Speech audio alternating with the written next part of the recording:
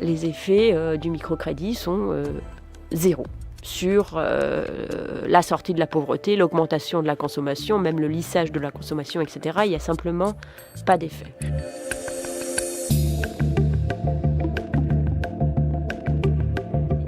Et donc l'idée de Younous, c'était les pauvres, avec ces emprunts, ils vont lancer des entreprises.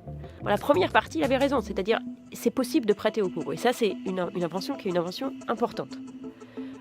Mais la deuxième partie, il avait tort. C'est-à-dire qu'une fois que les gens ont un emprunt, une fois que les gens prennent un emprunt, ce qu'ils font avec, dans l'immense majorité des cas, c'est qu'ils s'achètent quelque chose dont ils ont besoin, dont ils ont envie, mais qui ne commencent pas un business. Par exemple, un frigidaire, un vélo, etc.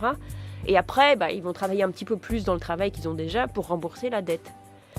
Et c'est vraiment une minorité très, très, très extrême de gens qui prennent l'argent soit pour commencer une nouvelle activité, soit pour étendre l'activité qu'ils ont déjà.